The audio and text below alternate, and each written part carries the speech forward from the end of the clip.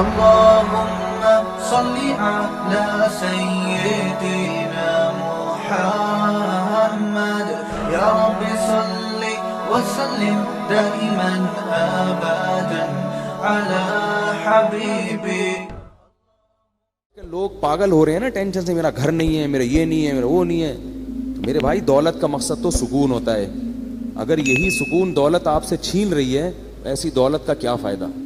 سکون سب سے بڑی نعمت ہے, اللہ کی تقدیر. یہ جو نفسیاتی ڈاکٹر ڈپریشن کا علاج کرتے ہیں نا, خدا کی قسم ان کے پاس ڈپریشن کا علاج نہیں ہے. ڈپریشن کا اور اسٹریس کا علاج صرف اور صرف قرآن کے پاس ہے, صرف اور صرف. تبھی میں نے نفسیاتی ڈاکٹر بھی خوش نہیں دیکھے, وہ بھی پاگل ہوتے ہیں.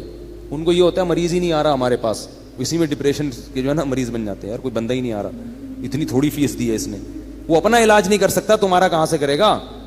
جب وہمی کا فون آتا ہے وہمیوں کا, تو میں ان کو مسائل کا جواب نہیں دیتا, کیونکہ وہمیوں کی باتیں سننے سے مجھے ڈر ہوتا ہے کہ میں بھی کہیں وہمی نہ ہو جاؤں. حضرت وہ وضو نہیں ہو رہا, حضرت وہ طلاق کا لفظ تو نہیں نکل گیا میرے دماغ میں, اور میں سوچتا رہتا ہوں. تو مجھے یہ ہوتا ہے کہ میرے بھی دماغ میں بھی یہ بات نہ بیٹھ جائے. میں کہتا ہوں بھائی جلدی سے بھاگ جائے یار, یہاں سے بند کر یار, کسی ڈاکٹر کو دکھا جا کے. بیمار کرو ڈاکٹروں کرو نا, ہم جو نارمل لوگ ہیں ہمارا ہنسی خوشی زندگی گزارنے, ہمیں کیوں پریشان کر رہے ہو بھائی. تو کہاں سے کہاں بات چلی جاتی ہے. کیا بات کر رہا تھا میں, کیا بات کر رہا تھا. ہاں میں یہ بتا رہا تھا کہ دیکھو ڈپریشن کا جو اصل علاج ہے نا, وہ ہے تقدیر پر رضا. سب سے بہترین علاج یہ ہے کہ اللہ کا جو معاملہ میرے ساتھ ہے میں اس پر راضی ہوں.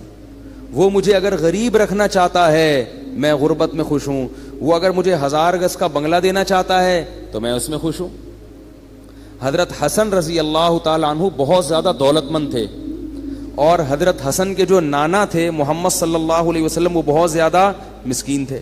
تو کسی نے حضرت حسن سے کہا کہ آپ کے پاس تو بڑی دولت ہے اور آپ کے نانا اور آپ کے والد کے پاس تو تھی نہیں. تو انہوں نے کہا بھائی اللہ اگر مجھے اس میں رکھنا چاہتا ہے تو میں اس میں خوش ہوں. آئی بس سمجھ میں بھائی, جس حال میں اللہ نے رکھا ہے بس ٹھیک ہے بھائی, تو پریشان ہونے کی چندہ ضرورت نہیں ہے. اللہ آپ کو ڈیفینس میں گھر دلا رہے, وہاں رہ لو. اللہ آپ کو چاہ رہا ہے کہ آپ اورنگی ٹاؤن میں رہو تو وہاں رہ لو. اللہ چاہ رہا ہے کہ آپ گرو مندر میں رہو تو وہاں رہ لو. اللہ چاہ رہا ہے کہ مچھر کالونی میں لیاری ندی کے قریب رہو, اب آپ استطاعت نہیں ہے تو مجبوراً وہاں لے لو بھائی. مچھر وچھر کا کوئی کر لو, جالیاں والیاں لگا لو, اسپرے کر لو تاکہ بیمار نہ ہو, ٹھیک ہے نا. انجوائے کرو بس بھائی اسی میں. چرسی دیکھو کیسے انجوائے کرتے ہیں, چرسیوں کے کپڑے دیکھیں آپ نے, پائپ کے نیچے, اب تو ملتے نہیں ہیروئن چی, چرسی نہیں ہیروئن چی, یہ جو پائپ ہوتے ہیں نا برساتی نالے کے پائپ, اس کے اندر چرسی بیٹھتے تھے, اب نہیں ہوتے. پتہ نہیں سنا ہے خود کش حملوں میں ان کو مروایا ہے لوگوں نے. تو کسی بھی چرسی کو دے دیا یہ بیگ فلاں مسجد میں رکھ کے آ جاؤ. دہشت گردوں نے ان کو بڑا استعمال کیا ہے. اور تو ایک پڑیا پکڑا دی, پڑیا ملے گی, وہ بیچارہ پڑیا کے چکر میں خود بھی پھٹ گیا. یہ دہشت گردوں نے سنا ہے میں نے واللہ عالم کہ ہیروئنچیوں کو بہت استعمال کیا. تو ہیروئنچی جو تھے ہم جب بچپن میں دیکھتے تھے وہ برساتی نالوں کے اندر بیٹھے ہوتے تھے, برساتی نالوں کے اندر ہیروئنچی بیٹھے ہوتے تھے, اور منہ میں بھی ان کے پائپ ہوتا تھا. تو اس زمانے میں بچپن میں ایک ڈرامہ آیا تھا, میں نے توبہ کی ہوئی ہے, پرانی باتیں کبھی کبھی بتا دیتا ہوں. اس میں ایک ہیروئنچی کو گانا گاتے ہوئے دکھایا کہ وہ مست ہے ہیروئن میں, پی ہوئی ہے اس نے, پائپ کے اندر بیٹھا ہوا ہے اور اس کے منہ میں بھی پائپ ہے جس میں چرس ہے. تو کہہ رہا ہے میں پائپ کے منہ میں ہوں, میرے منہ میں پائپ ہے. ٹھیک ہے, اسی کو انجوائے کر رہا ہے وہ. کہہ رہے یہ نعمت کس کے پاس ہوگی کہ پائپ کے منہ میں بھی ہو اور پائپ بھی اس کے منہ میں ہو. بھائی ایک ہی وقت میں ایک چیز منہ میں ہو سکتی ہے نا, یا تو آپ اس کے منہ میں ہو یا وہ آپ کے منہ میں. لیکن کہہ رہے ہمارے ساتھ اللہ کی قدرت عجیب ہے, میں پائپ کے اندر بیٹھا ہوں اور پائپ میرے اندر گھسا ہوا ہے. تو ایک ہیروئنچی سے کسی نے پوچھا, وہ بھی مست ایسے پڑا ہوا ہے نا خوش, تو اس ہیروئنچی سے کسی نے پوچھا کہ ہم نے سنا ہے کہ تم لوگ اتنے خوش ہوتے ہو پی کے کہ تم سمجھتے ہو کہ ہم چاند پہ پہنچ گئے ہیں. تو ہیروئنچی کہتا ہے تو ابھی کہاں بیٹھا ہوا ہوں میں. تو ہمارے حضرت فرمایا کرتے تھے جیسے یہ لوگ نشے میں دیوانے ہو جاتے ہیں اور سارے غم بھلا دیتے ہیں, تو مسلمان کو چاہیے کہ وہ اللہ کی محبت میں اسی طرح دیوانہ ہو جائے اور سارے غموں کو بھلا دے. بولے بھائی میرا مقصود، میرا مطلوب، میرا محبوب، میرا معبود صرف اللہ کی ذات ہے، مجھے جنت مطلوب ہے، یہاں مجھے 1000 گز کا بنگلہ نہ ملا، جھونپڑی میں گزارا کر لوں گا، جنت کے محلات مجھے ہر قیمت پہ چاہیے. یہاں مجھے کالی کلوٹی مل گئی. ایک بندہ آیا، میں میری بیوی بہت ہی بدصورت ہے، میں کیا کروں، پھنس گیا ہوں میں نے کہا صبر کرو، تم کون سا اتنے حسین ہو. ہمارے جو ہے نا ایک جامعہ میں ایک لڑکا تھا، اس کی شادی ہوئی تو ہمارے استاذ کے پاس آیا. اب اس کو شرم بھی آ رہی تھی کیونکہ استاذ تھے بڑے پیر و مرشد. تو وہ استاذ ہمیں واقعہ سنا رہے تھے، کہہ رہے میرے پاس آیا اور بڑا شرما رہا ہے، بڑا میں حضرت میں بڑا پریشان ہوں، میں یہ وہ بہت مشکل نا. مجھے بتاؤ کیا بات ہے. اس نے کہا میری شادی ہوئی ہے، میں نے بغیر دیکھے کی اور مجھے بیوی پسند نہیں آ رہی، شکل بالکل بھی اچھی نہیں ہے. تو کہتے ہیں میں نے اس سے کہا کہ کبھی اپنی شکل دیکھی ہے آئینے میں؟ ٹھیک ہے نا. تو کہتے اس نے کہا ہاں میں نے دیکھی ہے. کہہ رہے ہیں اب اس نیت سے دیکھو کہ میں کیسا ہوں. ایک تو ویسے ہی دیکھتا ہے نا انسان بال سیٹ کرنے کے لیے یا کوئی منہ پہ کچھ لگا ہوا تو نہیں. اس نیت سے دیکھو کہ کیا میں بھی ان لوگوں میں شمار ہوتا ہوں جس کو کوئی خوبصورت ملے. اس نیت سے اب جا کے دیکھو، اپنے نئے نقش نا، پوری ناک کا سائز وائز سب چیزیں چیک کرنا، جا کے کلر ولر بھی دیکھنا اچھی طرح سے. تو وہ کہتے ہیں کہ وہ اس نے دیکھا اور آ کے کہا الحمدللہ میں مطمئن ہو گیا ہوں. ٹھیک ہے نا، کہ اس ڈیزائن میں مجھے یہ بھی غنیمت ملی. تو ڈپریشن، پریشان، یہ ناشکری ناشکری ناشکری، ہر وقت کیا ہے؟ ناشکری. اتنی ناشکری ہے اس سے کیا ہو جاتے ہیں؟ ڈپریشن کے مریض بن جاتے ہیں. اگر خوش رہو گے بھائی، یہاں جیسی تیسی مل گئی، جنت میں کیا مل جائے گی؟ اگر صبر شکر سے زندگی گزاری تو جنت میں کیا ملے گا؟ حور ملے گی. جنت دنیا میں جو کچھ ملتا ہے نا ہم کو اور آپ کو، وہ اس میں ہماری محنت کا دخل نہیں ہوتا، اس میں تقدیر کا دخل زیادہ ہوتا ہے. کیسے کیسے بدصورت لوگ ہیں، بہت خوبصورت عورتیں مل جاتی ہیں، کیسی کیسی بدصورت عورتیں ہیں، بہت خوبصورت شوہر مل جاتے ہیں. با اخلاق لوگوں کو بد اخلاق بیوی مل جاتی ہے، بد اخلاق کو با اخلاق. تو ایسے سارا سیٹ اپ چل رہا ہے. اور جنت کیا ہے؟ وہ تو اللہ نے نیک لوگوں کے لیے بنائی ہے. وہ تو ان کو تو اللہ نے اسپیشل حسن دیا ہے جنت کی حوروں کو. فرمایا مقصورات فی الخیام، خیموں میں بند کر دیا، تمہارے لیے بنایا گیا ان کو. تو گزارا چلاؤ بھائی، گزارا چلاؤ. سمجھ رہے ہو؟ زیادہ پریشان ہونے کی ضرورت نہیں ہے. ویسے بھی بڑھاپے میں سب چیزیں ختم. بڈھی ہو جائے گی پھر دیکھنا اس کو کون حسین. بڑھاپے میں نہ خود حسین رہو گے نہ وہ حسین رہے گی، سب حساب. تو تھوڑے دن کی بات ہے، تو صبر کر لو. کیا خیال ہے بھائی؟ یا پھر وہ کام کرو جو میں بولتا رہتا ہوں، گناہ کی طرف مت جاؤ، گناہ کی طرف مت جاؤ، اس کی ٹھکائی لگے گی. گناہ کی طرف جاؤ گے تو کیا ہوگا؟ حساب و کتاب دینا پڑے گا اس کو. تو اللہ تعالیٰ نے مسلمان کو ٹینشن فری بنایا ہے. مسلمان کو غم ہوتا ہے تو صرف کون سا غم؟ کہ یار جنت میں پہنچنا ہے میں نے، اللہ راضی ہو جائے. پھر اس حال میں اللہ اگر آپ کو پیسہ بھی دے دے، آپ کوشش کریں، ہاتھ پہ ہاتھ رکھ کے بیٹھ جانا یہ دین ہمیں نہیں سکھاتا. دنیا میں کامیاب ہونے کی بھی کوشش کریں. کوشش میں کامیابی ہو جائے تو بھی ٹھیک ہے، کامیابی نہیں ہو تو بھی ٹھیک ہے، بس خوش رہے انسان اس پہ. تو اب وہ قوم، اب یہ گھروں کا میں اس لیے کہتا ہوں کہ نبی صلی اللہ علیہ وسلم نے فرمایا بدترین چیز جس پہ انسان کا پیسہ خرچ ہو وہ تعمیر ہے. صحیح حدیث ہے بالکل. آپ کے پاس اگر بہت سارا پیسہ ہے نا تو سب سے پہلے کیا کریں آپ؟ اچھی خوراک کا انتظام کریں. پیٹ میں اچھی چیز اترنی چاہیے. جیم، جیلی اور یہ ساری چیزیں چھوڑ دیں، شہد کھایا کریں. ڈالڈا گھر سے نکال دیں. جب اللہ نے آپ کو مالی وسعت دے دی، زیتون اور دیسی گھی لا کے ڈبے رکھ دیں گھر میں. بیگم جو پکے گا گھی میں پکے گا، 10 انگلیاں گھی میں اور سر کڑھائی میں. ٹھیک ہے نا؟ اب گھی پکے گا ہمارے. بادام کھائیں. ہمارے حضرت کو اللہ نے غربت میں رکھا تو حضرت کے پاس پیسے ہی نہیں ہوتے تھے کچھ کھانے کے. تو وہ 60 سال حضرت نے غربت میں خوشی میں گزارے. اتنی غربت تھی میرے شیخ و مرشد کے پاس 60 سال کی عمر تک کہ فرماتے ہیں کہ میرے پاس انڈا خریدنے کے پیسے نہیں ہوتے تھے. اور عالم کتنے بڑے تھے؟ دارالعلوم کورنگی کے شیخ الحدیث تھے، سب سے بڑا مرتبہ. کتنا بڑا ادارہ ہے نا دارالعلوم کرنگی. حضرت مفتی محمد شفیع صاحب رحمہ اللہ کے نائب سمجھے جاتے تھے, اور لیکن لوگوں کو پتہ نہیں چلتا تھا آپ کی غربت کا, کیونکہ رہتے اتنے استغنا کے ساتھ تھے نا کہ لوگ ان سے قرضے مانگنے آتے تھے. یہ نہیں کہ غربت میں اپنے پھٹے پرانے کپڑے پہن کے ایسا صورت بنا لی کہ لوگ مولوی صاحب پہ ترس کھا کے پیسے دینا شروع کر دیں. نا نا نا, بڑا استغنا. اور فرماتے ہیں کہ میرا گھر بھی ذرا دور تھا کچی آبادی میں, کیونکہ پیسے تھے ہی نہیں کہ پکی آبادی میں گھر لے لیں. تو فرماتے ہیں میں پتہ کیا سوچتا تھا کہ میں چونکہ بادشاہ ہوں, اور بادشاہ ذرا ہٹ کے رہتا ہے, بادشاہ تھوڑا سا, تو کہہ رہے ہیں ہمارا اسٹائل تھوڑا سا کیا ہے, ہٹ کے, خوش رہتے تھے.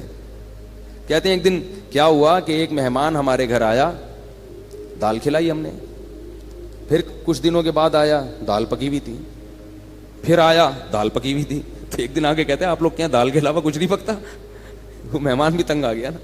تو حضرت فرماتے ہیں کہ اس کے بتانے سے میری توجہ گئی ہے کہ ہمارے ہاں بہت دنوں سے دال پک رہی ہے, اور اللہ نے ان کو اہلیہ بھی ایسی ہی دی تھی, صبر شکر والی, بڑی تعریفیں کرتے تھے اپنی زوجہ کی, وہ ابھی تک ماشاءاللہ حیات ہیں, اللہ ان کی عمر برکت. اللہ فرماتے ہیں کہ مجھے حور بھی مل جاتی تو میں اتنا خوش نہ ہوتا.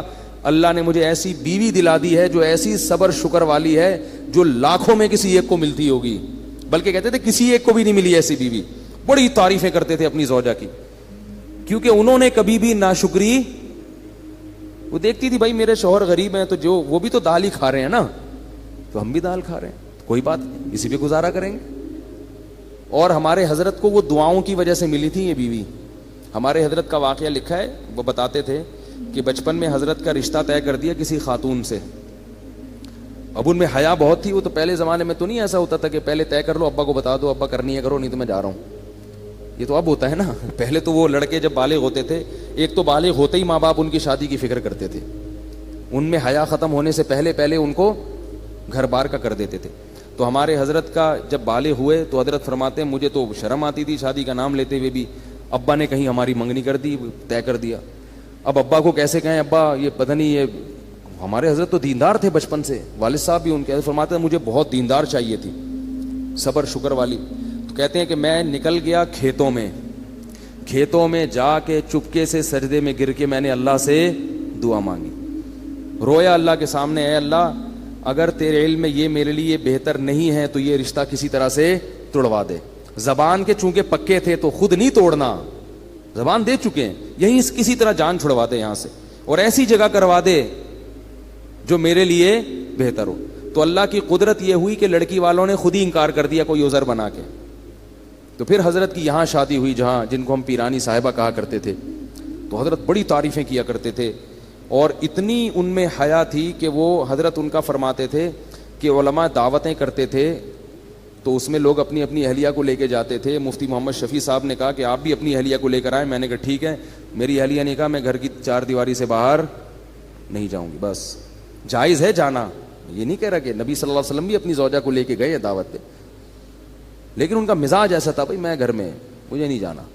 تو فرماتے ہیں مفتی شفیع صاحب بڑے خوش ہوئے, کہتے جب ہمارے گھر میں ٹیلی فون لگا, حضرت کے گھر میں پردہ ایسا تھا, مزدور 4 مہینے کام کر کے گئے ہیں. ایک مزدور نے کہا یار یہاں کیا جنات رہتے ہیں؟ کیوں بھائی؟ کہہ رہے میں نے 3 4 مہینے اس گھر میں کام کیا, کسی عورت کی آواز میرے کان میں آج تک نہیں پڑی. وہ ذاتی طور پر یہ چیزیں آدمی ڈنڈے کے زور سے تھوڑی بیوی سے یہ سب کچھ کروا سکتا ہے, تو اپنے اندر تقویٰ ہو. اتنا ان میں تھا کہ ان کی آواز کبھی مردوں کے کان میں ان کی اہلیہ کی نہیں پڑتی تھی. تو حضرت فرماتے میں نے جب ٹیلی فون لا کے رکھا گھر میں, ضرورت تھی فون لگوایا, تو میں نے یہ کیا کہ بھائی دیکھو جس عورت میں یہ تقویٰ نہیں ہے نا تو اس کو برا مت سمجھو. جہاں شریعت نے گنجائش دی ہے وہاں گنجائش دی ہے. عورت مرد سے ضرورت کی بات بھی کر سکتی ہے, ضرورت کے وقت گھر سے باہر بھی نکل سکتی ہے, یہ تو اوپر لیول کا ہے نا. وہ یہ تو اپنے زبردستی نہیں کر سکتے اس چیز میں. آپ عورت اگر خود اپنی مرضی سے ایسا کرنا چاہے تو ٹھیک ہے, وہ زیادہ اچھی بات ہے, لیکن آپ زبردستی نہیں کر سکتے ان چیزوں پہ.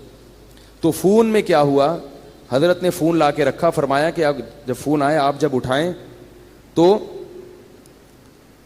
جب ان نون پرسن ہونا تو بات نہ کریں اس سے. اور پتہ کیسے چلے گا کہ اپنی بہو بیٹی کا فون ہے تو فون پہ تھوڑا سا ہاتھ مار دیں, اگر آگے سے عورت کی آواز آئی ہے تو بات کر لیں, یا اپنے کسی بیٹے کی آواز آئی تو بات کر لیں, ورنہ بات نہ کریں. ہم اگر گھر میں کہہ دیں کہ بھائی جب فون اٹھاؤ تو بولو نہیں. تو میرا خیال ہے اگلے دن بیان نہیں ہوگا. بولیں گے پتہ نہیں کس فنڈامنٹلسٹ سے, بنیاد پرستوں سے کہاں پھنس گئے ہیں, طالبان سے شادی ہو گئی ہے. ٹھیک ہے نا. لیکن ہم بھی ایسے ہی ہیں, ہم کون سا اتنے پرہیزگار ہیں. تو اتنا ہی تقویٰ ہونا جتنا, یعنی بھائی جتنے خود ہو اتنے ہی دوسرے پہ کو مکلف بناؤ نا. حضرت تو خود بھی بڑے پرہیزگار تھے نا. تو حضرت فرماتے ہیں میں نے کہا اپنی اہلیہ سے کہ یوں کرنا. تو انہوں نے کہا میں نے فون کے قریب ہی نہیں جانا, میں نے فون اٹھانا ہی نہیں ہے, مجھے اس سے ویسے ہی کیا ہے, الرجی.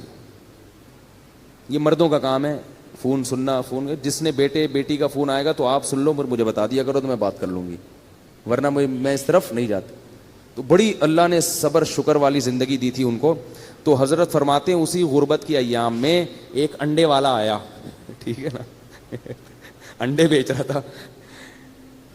تو وہ ابلے ہوئے انڈے نا, تو وہ کہتے ہیں ہمارے گھر آیا, بولے مولوی صاحب کتنے انڈے لیا کرو گے آپ مجھ سے, بھئی آپ کے گھر کے اتنے افراد ہیں, میاں بیوی ہیں, بچے بھی ہیں. تو اس کا خیال تھا کہ 4-6 انڈے تو لے لیا کریں گے. حضرت فرماتے ہیں میں نے کہا نہیں, ہمارے یہاں پہلے سے کوئی انتظام ہے, ایسا کر دیا. حالانکہ فرماتے ہیں کہ اصل بات یہ تھی میرے پاس انڈا خریدنے کے پیسے, بولو بھائی, نہیں تھے. لیکن اس کے سامنے اپنی غربت نہیں بتانی, میرے پاس تو پیسے ہی نہیں ہیں. وہ کہے چلو زکوٰۃ والے انڈے پھر میں آپ کو دے دیا کروں گا.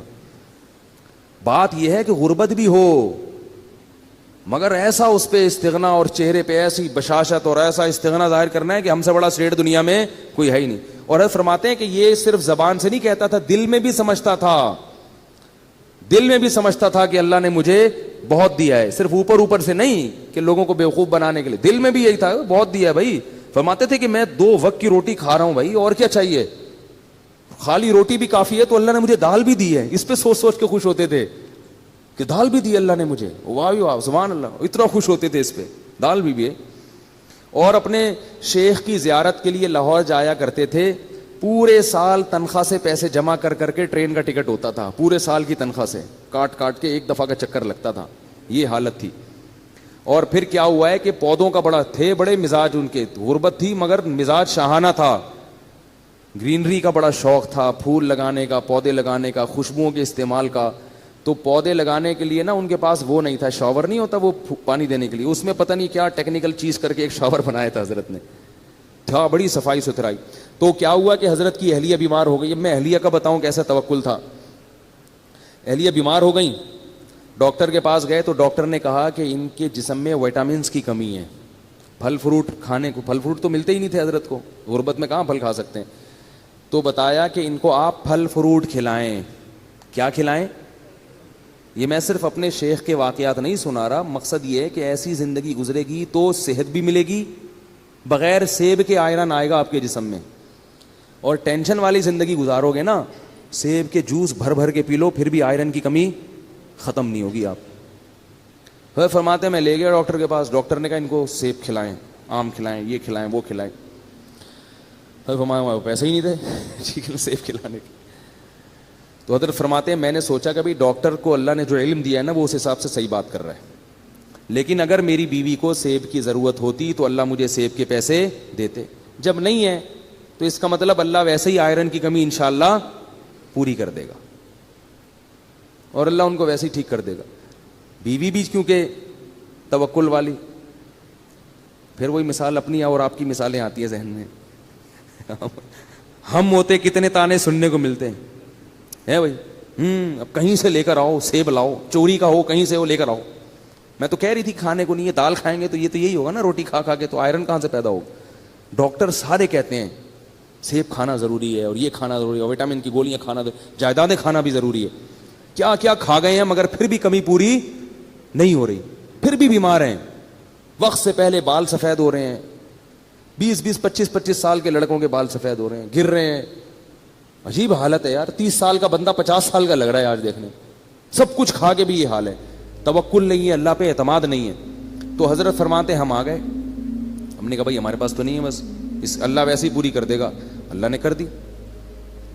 وہ ماشاءاللہ اب تک زندہ ہیں, 90 سال تو میرا خیال ہے ان کی عمر ان کی اہلیہ کی ہو گئی, جن میں وٹامن کی کمی تھی. ٹھیک ہے نا, 90 سال سے زیادہ ان کی عمر ہو گئی ہے ماشاءاللہ, اور ہوش و حواس میں اللہ ان کی عمر میں اور زیادہ برکت دے. حضرت کا انتقال ہو گیا, وہ پھر بھی زندہ ہے. تو پھر اللہ نے 60 سال کی عمر کے بعد حضرت کو کیا دیا؟ حضرت کی زمینیں تھیں وہ بکی ہیں اور کچھ وراثت ملی, بہت اللہ نے پیسہ دیا. پھر اتنی دولت آئی حضرت کے پاس, پھر حضرت نے اسٹائل اپنا چینج کر دیا. جو میں بتانا چاہ رہا ہوں کہ بھئی جب تک نہیں ہے تو دال روٹی کھاؤ, جب ہے تو پھر اسی حساب سے کھاؤ جب اللہ دے رہا ہے. پھر جو نوٹ آتے تھے حضرت کے پاس, دولت کی محبت پھر بھی نہیں تھی, تو حضرت نے بہت سارا پیسہ لگا دیا الائنس میں. وہ ضیاء-ال-حق کے دور میں ایک الائنس والے نکلے تھے, وہ سارا پیسہ ڈوب گیا. ڈوبا ہے تو حضرت کی پیشانی پر اتنا سا بھی بل نہیں آیا, پر ذرا بھی پریشان نہیں ہوئے. جبکہ جن لوگوں کے پیسے اس وقت ڈوبے تھے ان میں سے بہت سے لوگ ہارٹ اٹیک سے مر گئے. تو حضرت نے ان کا نام رکھا شہدائے الائنس, شہدائے الائنس. یہ الائنس والوں کو, اور حضرت فرماتے تھے کتنی گھٹیا موت ہے, پیسے چھن گئے تو مر گئے, کیا دکھاؤ گے منہ اللہ کو؟ اللہ کہے گا کھانے کو روٹی تو مل رہی تھی, سر چھپانے کی جگہ تو تھی. تو حضرت کا بہت سارا پیسہ ڈوب گیا, مگر حضرت پر ایسے ذرہ برابر بھی پیشانی پہ لکیر نہیں آئی. کیوں؟ وہ کہتے تھے یار رہنے کے لیے گھر تو ہے نا, اور کھانے کے لیے روٹی تو مل رہی ہے, تو وہ تو ویسے ہی مسافر خانہ ہے, ساتھ تھوڑی لے کے جانا ہے, ٹھیک ہے نا, ایسے ہی خوش ہے. جو حضرت کے ساتھ اس وقت تھے نا, وہ کہتے ہیں کہ ہم نے اتنا زیادہ کسی میں حوصلہ نہیں دیکھا, اتنی بڑی رقم ڈوب گئی ہو اور بڑے آرام سے بیٹھے ہوئے ہوں, بڑے آرام سے, کچھ ہو ہی نہیں رہا. حضرت گھر کو گھر کہتے ہی نہیں تھے, مسافر خانہ کہتے تھے.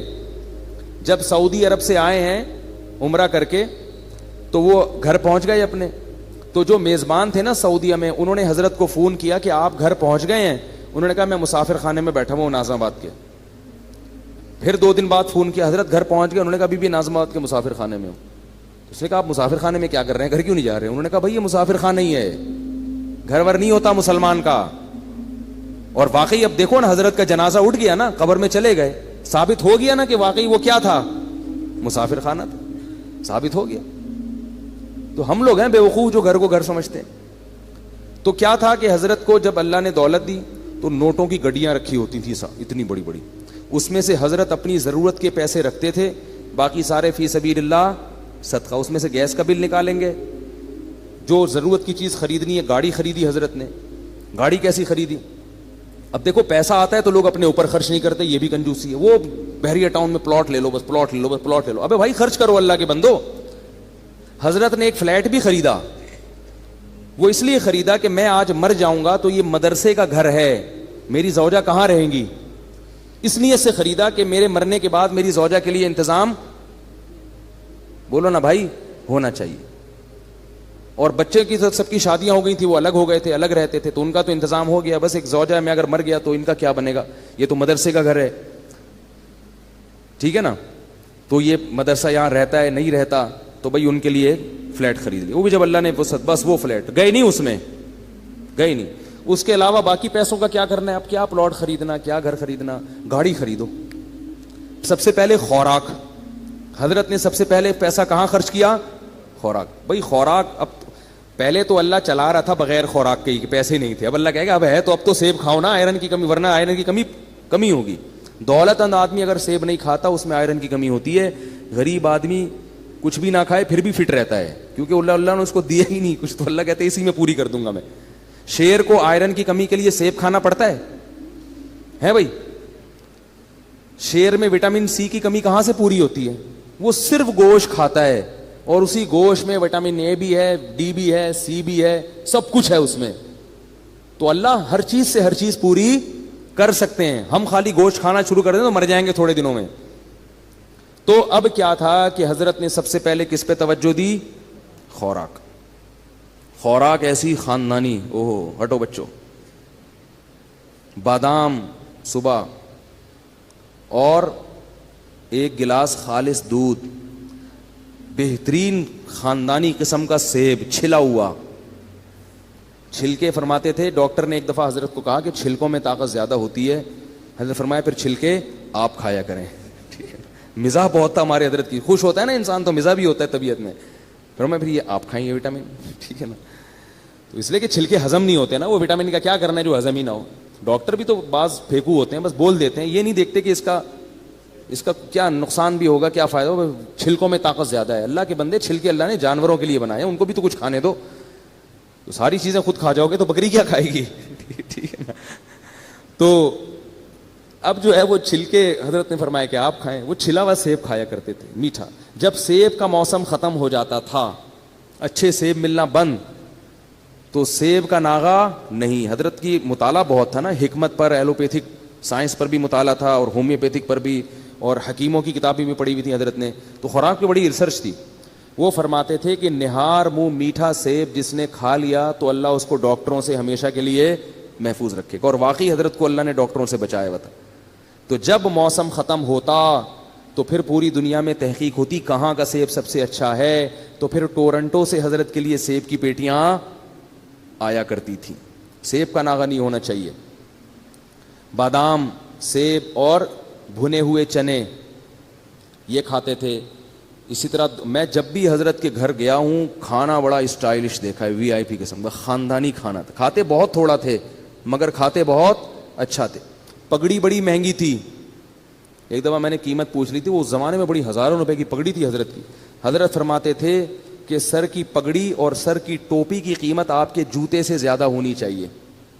جوتا مہنگا ہے, ٹوپی کیا ہے, سستی. اس کا مطلب سر کو اتنا پروٹوکول نہیں دے رہے, پاؤں کو عزت زیادہ دے رہے ہو. حضرت کا جو سفید رنگ کا کرتا ہوا کرتا تھا وہ بہت مہنگا تھا, بہت مہنگا. اور خوشبوئیں اللہ کی پناہ, اتنی اتنی سی خوشبوئیں. اس دور میں 95 کی بات کر رہا ہوں, 50 ہزار روپے کی 95 میں وہ حضرت نے خوشبوئیں رکھی ہوئی تھیں. اور کمرہ اتنا خوبصورت ڈیکوریٹ کیا ہوا تھا, ایسے نہیں کہ وہ اس کو چھچورا پن بنا دیا, اس کو چمک چھلو بنا دیا وہ کمرے کو, لیکن اتنا خوبصورت کمرہ تھا حضرت کا کہ جب جاتے تھے تو بس دل چاہتا تھا کہ یہاں سے نہ نکلیں. اس میں عود کی خوشبو جل رہی ہوتی تھی ہر وقت.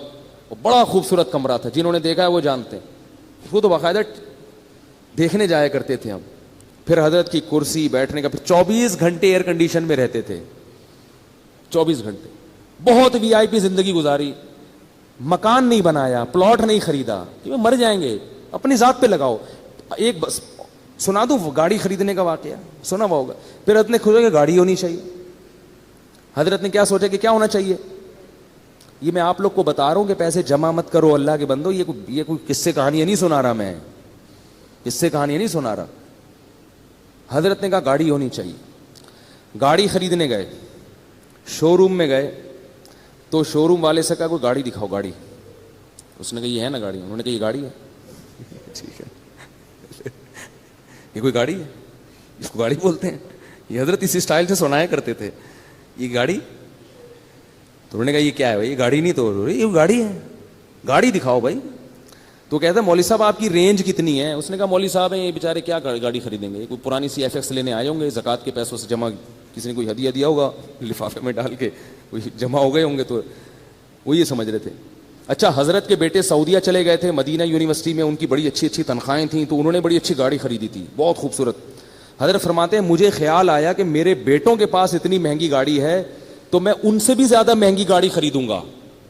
اور آگے ملفوظ دیکھو, فرماتے تھے اس لیے کہ پتہ یہ چلے کہ باپ میں ہوں, یہ میرا باپ نہیں ہے, کیونکہ ان کے پاس اچھی گاڑی آ گئی ہے. میرے پاس اگر پرانی ہوگی تو لوگ ان کو میرا باپ سمجھیں گے, اور مجھے کیا سمجھیں گے. یہ اسٹائل تھا بھائی, اسٹائل. تو فرماتے ہیں میں نے چاہا کہ میں اس سے زیادہ اچھی گاڑی خریدوں گا تاکہ پتہ چلے کہ ابا کون ہے, میں ہوں. ایسا نہ ہو کہ لوگ ان کو میرا بس باپ سمجھنا شروع کر دیں. تو پھر گئے ہیں, تو وہ حضرت کو گاڑی کون سی ملی ہے. اس وقت عراق کی جنگ ہو رہی تھی کویت سے, تو سارے کویتی بھاگ گئے تھے. تو ایک کویت کا شہزادہ گاڑی لے کے بھاگا تھا, پاکستان آیا ہوا تھا. تو حضرت نے پھر کویت کے شہزادے سے گاڑی خریدی. وہ اس گاڑی میں ہم نے بھی بہت سفر کیا, اور اتنی خوبصورت وی آئی پی گاڑی تھی, بیٹھ جاؤ تو اٹھنے کا دل ہی نہیں کرتا تھا. اور فرماتے تھے پھر اس میں جو پیٹرول ڈلواتا تھا تو یہ نہیں کہ 5 روپے کا پیٹرول ڈال دو, یہ بھی کنجوس آدمی کا کام ہے, 50 روپے کا پیٹرول ڈالتا ہے. اب بھائی جب تیرے ہاتھ میں ہے گاڑی تو ٹینکی بھر دینا ایک دفعہ میں, تو کوئی لے کے تھوڑی بھاگ رہا ہے. وہ بھی دماغ میں ایک ہوتا ہے نہیں بھروں گا نہیں, بار بار پیٹرول پمپ پہ لائن لگا کے کھڑا ہوا ہوگا مگر ایک دفعہ تسلی سے بھرے گا نہیں. تو فرماتے میں جب پیٹرول پمپ پہ جاتا تھا تو ٹینکی بھرتا تھا میں, اور وہ بھرنے میں بہت ٹائم لگتا تھا. لوگ مڑ مڑ کے دیکھ رہے ہوتے تھے بھائی کس کی گاڑی ہے یہ. تو حضرت فرمایا کرتے تھے گاڑی بڑی ہونی چاہیے, ٹینکی بھری ہوئی ہونی چاہیے. یہ حضرت کا ملفوظ تھا. جب دولت اللہ نے دی تو اسٹائل بولو نا بھائی, چینج ہو گیا. تو جو اپنی ضرورت کی گاڑی کے پیٹرول کے پیسے نکال لیے, گیس بجلی کا بل نکال لیا, کھانے کے پیسے نکال لیے, اس کے بعد جتنے پیسے تھے حضرت گنتے نہیں تھے, وہ سارے فی سبیل اللہ صدقہ, گنے نہیں, بس سب صدقہ. اتنا بڑا اللہ نے دل دیا تھا. یہاں تک کہ جن مدارس میں پڑھایا تھا 20-20 سال, ان سے جو تنخواہیں لی تھیں وہ تمام تنخواہیں واپس کر دی حضرت نے ان کو. بہت سخاوت کے دریا تھے بھائی وہ تو, ایسے ایسے نوٹ ایسے اٹھا کے نا غربا اور مساکین اور مدارس پہ اور مختلف جگہوں پہ خیر کے کاموں پہ خرچ کرتے تھے. کیسے اسٹائل سے زندگی گزاری بھائی انہوں نے, خوش, اور چہرہ ایسا چمکتا تھا, سرخ چہرہ ان کا, دیکھ کے لگتا ہی نہیں تھا ان کو کوئی بیماری. کیونکہ آدمی جب خوش ہوتا ہے بیمار تھوڑی ہوتا ہے. ایک دفعہ ڈاکٹر آئے ان کو دیکھنے کے لیے, ویسے ہی کسی نے, حضرت ڈاکٹروں کے پاس نہیں جاتے تھے, تو ڈاکٹر جب آیا نا تو انہوں نے کہا کہ, اس نے کہا کہ آپ کو کوئی بیماری نہیں ہے. 78 سال کی عمر میں. حضرت نے کہا آپ کو کیسے پتا چلا؟ انہوں نے کہا آپ کا جو فیس اور آپ کا جو باڈی ہے نا, اس سے پتہ چل رہا ہے کہ نہ آپ کو شوگر ہے, نہ بلڈ پریشر ہے, کوئی بیماری نہیں, فٹ فاٹ نہیں ملی. تو اتنی زبردست صحت تھی. لیکن اس کے باوجود حضرت پھر کیا کرتے تھے, موت کے لیے تیار. ہمارے ہاں کسی کے پاس پیسہ ہو, صحت بھی ہو, تو کہے میں مروں نہیں, باقی سب کچھ ہو جائے.